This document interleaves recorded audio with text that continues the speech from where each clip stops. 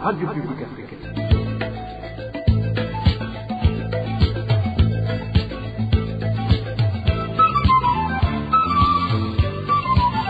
Radio Publique Africaine.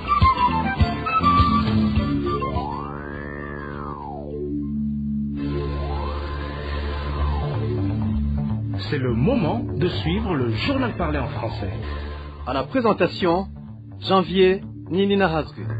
Nous sommes le dimanche 2 novembre l'an 2025. Bonsoir ou encore bonjour et bienvenue chers auditeurs au journal de la RPA parlé en langue française et dont voici les titres.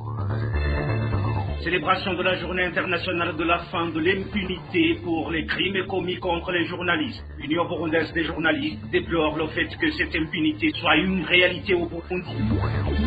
Plus de 2 ans sans percevoir leurs arriérés salariés. Ils désespèrent progressivement. Il s'agit des militaires burundais qui sont rentrés de la Somalie en mission de maintien de la paix. Enfin, plus de 4500 cas actifs de l'épidémie de la variole sémienne Mpox ont été reportés dans tout le pays. Dans quelques instants, le développement des titres. Restez à l'écoute. Encore une fois, bienvenue. Chaque année, le 2 novembre, le monde entier célèbre la journée internationale de la fin de l'impunité pour les crimes commis contre les journalistes. Cette journée a été instituée en 2013 par une résolution de l'Assemblée générale des Nations unies portant sur la sécurité des journalistes et la lutte contre l'impunité adoptée à l'initiative de la France. La genèse de cette journée avec Désiré Hatsungiman. La date du 2 novembre a été choisie en hommage à Ghislain Dupont et à Claude Verlon, journalistes de RFI assassinés au Mali le 2 novembre 2013. Les 2 reporters français font partie des 1200 journalistes qui ont été tués dans le monde entre 2006 et 2020. Parmi ces journalistes tués à cette période figurent les Burundais Jean Bigirimana du journal Iwachu et Christophe Ngezabahizi de la télévision nationale. Selon l'observatoire de l'UNESCO des journalistes assassinés, 90% de ces assassinats restent non résolus judiciairement. C'est justement le cas pour ces journalistes burundais assassinés par le pouvoir CNDD-FDD. Jusqu'à présent, leur famille demande toujours que justice soit faite, mais sans succès.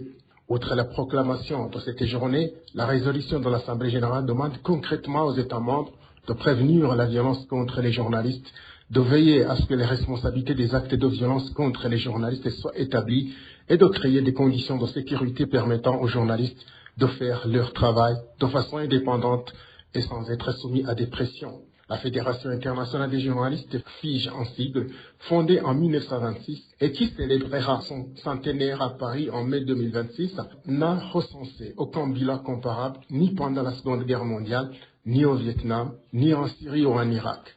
Gaza est devenu le pire cimetière des journalistes de l'histoire contemporaine. Merci à Désiré Hatsungiman. Dans le même prolongement, l'Union burundaise des journalistes condamne fermement l'inaction des instances judiciaires et policières du Burundi face aux différents crimes commis à l'endroit des journalistes. Alexandre Niyunge, co-président de l'IBJ, interpelle les autorités burundaises à commanditer des enquêtes minutieuses en rapport avec tous les journalistes assassinés, enlevés, disparus ou encore incarcérés injustement. Suivez Alexandre Niyungeko, président de l'Union burundaise des journalistes. L'Union burundaise des journalistes exprime sa profonde préoccupation face aux nombreux cas de journalistes assassinés, enlevés, intimidés, dont les auteurs n'ont jamais été traduits en justice. L'impunité alimente la peur, réduit la liberté d'expression et compromet le rôle essentiel des médias dans la démocratie et la redevabilité politique. L'Union burundaise dénonce fermement le silence et l'inaction qui entourent plusieurs crimes et violations subies par les professionnels des médias. Nous rappelons que rendre justice à un journaliste, c'est défendre la liberté et l'état de droit. En cette journée, nous appelons les autorités judiciaires et sécuritaires du Burundi à ouvrir ou relancer les enquêtes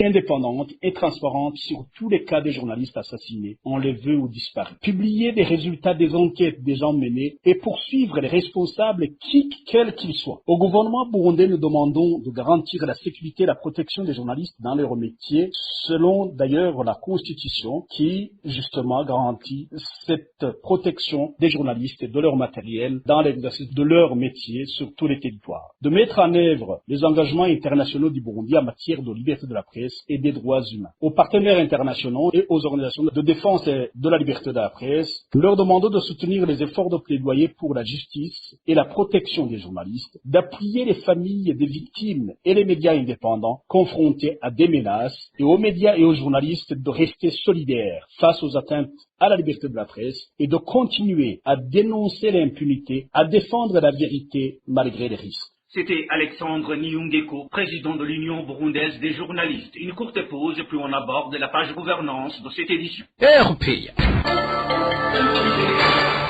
Des militaires qui sont rentrés de la mission de maintien de la paix en Somalie viennent de passer 2 ans sans percevoir leur salaire. Ces militaires disent qu'ils perdent de plus en plus espoir quant à être régularisés, surtout que le Burundi a été écarté des pays qui vont poursuivre la dite mission en Somalie. Rémi de la Gakura nous fait le point. Ces militaires qui réclament leurs salaires sont ceux du 62e, 63e, 64e, 65e et 66e bataillon qui sont rentrés de la Somalie il y a 2 ans et on leur doit 2 mois de salaire impayé. Parti pour la Somalie depuis le mois de mai l'an 2022. Une autre catégorie est celle des militaires des bataillons 67, 68, 69, 70, 71, 72 et 73 qui sont rentrés de la Somalie il y a plus de 2 ans. Selon la source de la RPA au sein de la FDN, ces militaires réclament 6 mois de salaire. Il est à préciser que chaque militaire devait percevoir $1028 par mois, mais le gouvernement en retient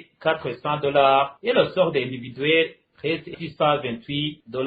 En date du 30 octobre 2025, le chef d'état-major général de l'armée burundaise, le général Prime Niyongabo, en compagnie de la ministre de Défense nationale, Marie-Chantal Nijimbere, a effectué une descente au camp de Muzinda. En ce moment, de nombreuses questions leur ont été adressées, y compris celles de salaire impayé. Le général Prime Niyongabo a juré carrément que cet argent n'a pas encore été transféré au Burundi par rapport à la punition infligée aux militaires du 6e bataillon Tafok de faire leur tour du Burundi à pied. Le chef d'état-major général de la FDL a indiqué qu'il ne s'agit pas d'une punition, mais plutôt d'une manœuvre militaire pour les habituer à faire de longues distances à pied. Au général Prime Niyongabo d'ajouter qu'il était aussi question d'économiser le carburant pour déplacer ces militaires. Merci à Rémi de la Gakura. Les plans de développement et les réformes positives prévus dans divers secteurs par le gouvernement burundais échouent systématiquement car les dirigeants actuels ne privilégient jamais l'intérêt général du pays. C'est ce qu'a déclaré Faustin Ndikumana, président de la PARSEM, lors d'une conférence de presse vendredi après les commémorations récentes au Burundi des assassinats des héros nationaux pour la démocratie et l'indépendance du pays. Faustin Ndikumana a cité de nombreux exemples de plans gouvernementaux ayant échoué dans différents secteurs. Suivez.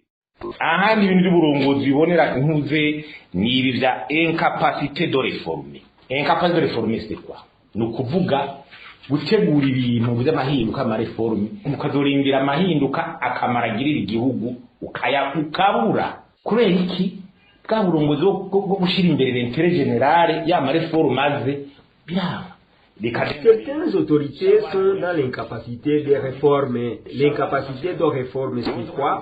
C'est préparer des changements organisationnels. Vous comprenez que les responsables avaient une mauvaise habitude de ne pas mettre en avant l'intérêt général. Par exemple, vous savez, les réformes de Charrois-Zéro, les véhicules étaient là, mais par après, ils ont distribué ces véhicules et les vendent, et après, ils achètent d'autres véhicules. Ils ont vendu ces véhicules en diminuant des prix en disant qu'ils sont au transport. Pour l'éducation, pas de réforme. Ils disent qu'il y a des budgets programmés et nous attendons une réforme, mais rien. Ils disent aussi tolérance zéro à la corruption, mais rien. La structure minière. Moi, j'étais à Rutana et c'était en 2014 ou 2013. Ils ont annoncé la venue d'une alliance mondiale pour le sport, disant qu'ils ont trouvé des mines à de Tela, l'école des minières change. La première réforme est venue, après il change de contrat depuis 2020, mais où est le changement? Le secteur du café, il n'y a pas de réforme, pas de qualité, mauvaise préparation, pas de matériel. Voilà la Cogeco pour le coton. Privatisation des entreprises publiques, ils ont échoué dans cette région. Les entreprises de l'État sont tombées en faillite. Imaginez l'association Onatel et Blaro Braoudi, ils disent vision 2025, où sont ces visions? Crise publique. Nico gihugu conyene amashirahamwe cananiwe muri aka karere twatubitohoza. Cananiwe nuko amashirahamwe ya leta yarafite ibibazo adaguka. Raba za sosumiyo zigeze. Za Onatel na za Braoudi leta ifite nk'itaye zari zikomeye ko zitera zigenda zisubira. Ama vision ngo 2020 turi muri 2020 yagiye. S'appuyant sur l'exemple de dirigeants ayant réussi à gouverner le Burundi comme le président Bagaza, Faustin Ndikumana affirme que les changements positifs ne résultent pas uniquement des élections et que même en cas de coup d'État, un pays peut progresser grâce à une bonne gouvernance. Faustin Ndikumana conseille au président Ndayishimiye de nommer des personnes compétentes à la tête des institutions du pays, indépendamment de leur appartenance politique, car leur nomination pourrait mettre le pays en danger. Encore une fois, Faustin Ndikumana. Bagazarateza imbere igihugu biragaragara ibyo nanje nari nciye ubwenge ku ntwaro yiwe n'ibintu niboneye ntawimbarira. Bagaza a développé le pays, tout le monde le sait. J'étais jeune à l'époque de Bagaza, mais je l'ai vu moi-même. La bonne gouvernance ne revient pas du coup d'État ou des élections, c'est le dirigeant qui compte. Ne vous en faites pas car même s'il y a un coup d'État ou une élection, ce qui est important, c'est le dirigeant. Même le coup d'État organisé par un groupe de 50 personnes qui veulent le changement du pouvoir, elles doivent choisir un leader parmi eux à la tête du pays. Même au cours de la période électorale, chaque parti doit choisir un responsable qui vient à sa tête. Alors, ce n'est pas les élections qui comptent, c'est le dirigeant. Le dirigeant ne peut pas se lamenter chaque fois en disant qu'il y a des gens qui travaillent mal, donc c'est sa faute. Le président de la République ne se lamente pas qu'il y a des gens qui travaillent mal, ça revient à sa responsabilité. Certains disent qu'ils sont des membres du parti au pouvoir alors qu'ils ne font rien pendant qu'il y a d'autres qui ne sont pas au sein du parti au pouvoir et qui connaissaient beaucoup de choses. Président Ndayishimiye, vous avez le mandat devant la population, même si vous choisissez un Chinois qui planifie bien les projets, ça compte sur votre nom, au lieu de désigner ceux qui disent chaque fois être membres du parti au pouvoir alors qu'ils sont des tonneaux vides. Tukogorura dushimira wewe biturangwa tuzanye ngumurundi canke wiki mbura kimaze atakimaze. C'était là Faustin Ndikumana, président de la Parcelle. RPA.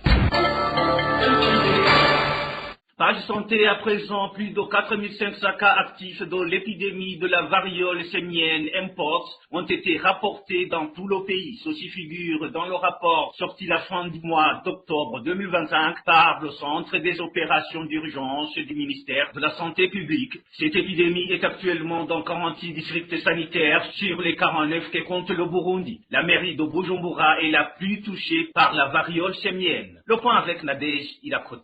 À travers ce rapport publié le 26 octobre 2025, le Centre des opérations d'urgence du ministère de la Santé publique, COUSP en sigle, montre que jusqu'au 26 octobre, 4531 personnes souffrent de la maladie de la variole simienne, Mpox, dans 46 districts sanitaires sur les 49 existants au Burundi. Selon ce rapport, les 3 districts de la mairie de Bujumbura sont les plus touchés, ayant enregistré 2805 cas, soit 61,9%. Les zones de la mairie de Bujumbura les plus menacées sont la zone de Kamenge avec 621 cas, la zone de Kinama qui compte 444 cas, et la zone de Kanyosha ayant enregistré 333 cas de Mpox.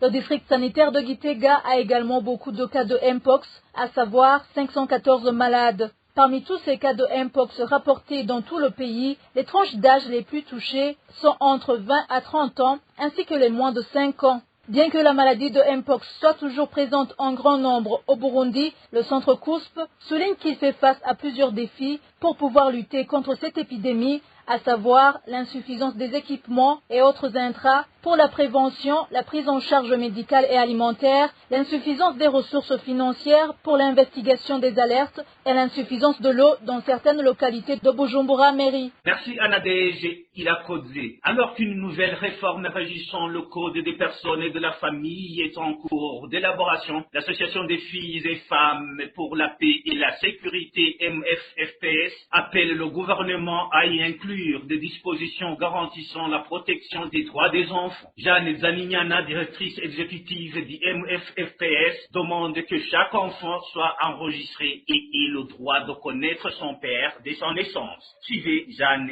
Zanignana. Le mouvement des femmes et filles pour la paix et la sécurité au Burundi suit avec attention le processus de révision du Code des personnes et de la famille, car il s'agit d'un texte fondamental qui touche directement la vie quotidienne des Burundaises et des Burundais. Mais aussi, nous estimons que cette révision représente une bonne occasion d'aligner notre cadre juridique sur les principes d'égalité, de dignité et de justice. Alors, ce que le MFFPS propose rentre entre autres sur la question des droits des femmes, commandons aussi sur la question des droits des enfants et la filiation, une question qui n'est pas souvent abordée mais qui aujourd'hui on constate qu'il y a énormément de violations des droits des enfants qui s'observent au Burundi. Alors le MFFPS insiste aussi sur la nécessité de renforcer la protection des droits de l'enfant. Chaque enfant doit avoir le droit d'être reconnu, enregistré à la naissance et puisse y avoir une identité. Des réformes sont urgentes en ce matière, comme je le disais, de recherche de paternité, de filiation, afin que le Burundi puisse éviter que des enfants ne soient privés de leurs droits à cause de vides juridiques ou de pratiques discriminatoires. Jeanne Zanignana demande également que lors de la révision de cette loi soient associés tous ceux qui sont directement concernés, en particulier les personnes qui connaissent les problèmes existants au sein des foyers et des familles. Encore une fois, Jeanne Zanignana. Nous enregistrons aussi à travers les documentations, à travers le travail que nous faisons sur les violations basées sur le genre, et nous estimons que le code actuel devrait intégrer des dispositions plus explicites pour prévenir et sanctionner les violations basées sur le genre qui sont devenues plus nombreuses ces derniers temps, et ce, y compris celles qui se déroulent dans le cadre familial. Une loi moderne sur la famille doit être un instrument de protection, pas de domination, et nous demandons qu'elle reconnaisse la violence conjugale, le mariage forcé et la filiation comme des violations graves des droits humains. Nous pensons aussi que la méthodologie de réforme de cette loi devrait être aussi réformée. Nous appelons à un processus inclusif et participatif, ce qui est vraiment important chaque fois qu'il doit y avoir une révision de loi. Les organisations des femmes, les jeunes, les juristes, les leaders religieux et communautaires doivent être consultés pour que cette loi puisse répondre à tous les enjeux qui sont actuellement observés en matière des droits, et surtout des familles. La réforme, un texte aussi central, ne peut pas se faire sans la voix de celles et ceux qui concernent directement, mais aussi ceux qui observent ce qui se passe au Burundi. Pour le MFFPS, nous estimons qu'une société de paix commence par une famille juste et équitable, un code qui doit être réformé, fondé sur l'égalité, la responsabilité partagée et la protection des plus vulnérables, contribuera énormément à la stabilité de la société et à la paix durable.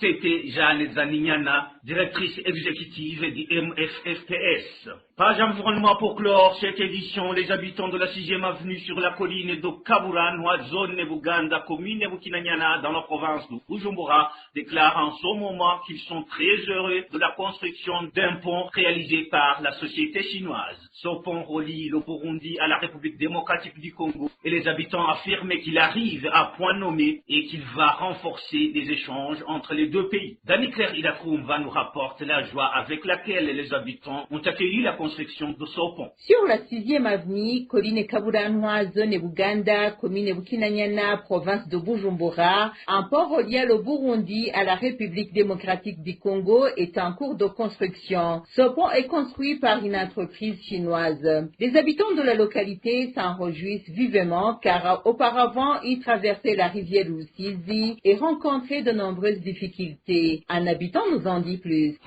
Ce pont est arrivé à point nommé car nous avons déjà perdu beaucoup de personnes dévorées par des hippopotames et des crocodiles. Maintenant, je pense qu'aucun hippopotame ne viendra plus nous attaquer de plus.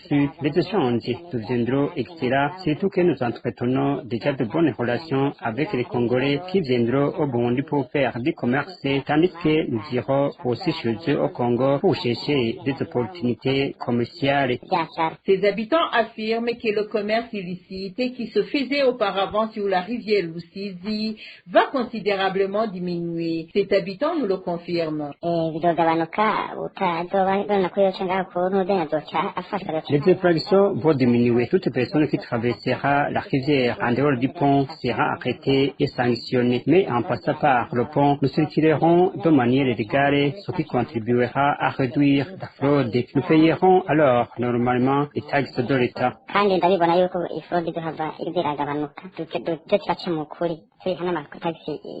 Les habitants demandent avec insistance au gouvernement qu'une fois le pont achevé, les formalités de passage à la frontière soient facilitées. Écoutons-les. Cependant, nous devrions commencer à demander au gouvernement burundais de faciliter l'obtention des papiers de voyage car, comme tu vois, la commune a été rachetée à Bukinanyana. Je ne sais pas si nous pourrons aller jusque-là en Andola pour les obtenir. Il serait préférable que cela soit rapproché d'ici. Et voilà, messieurs les auditeurs et auditrices, c'est sur ce reportage signé d'Annie-Claire Ilatoumba que nous mettons fin à cette édition de la RPA parler en langue française ce dimanche 2 novembre 2025. Merci pour votre aimable écoute. Merci à toute l'équipe de la rédaction pour la collecte et le traitement de toutes ces infos. Sans oublier de remercier l'équipe technique pour sa bonne collaboration. À la présentation, vous étiez avec Janvier Nini-Nargé. Bonne journée ou soirée dominicale chez vous.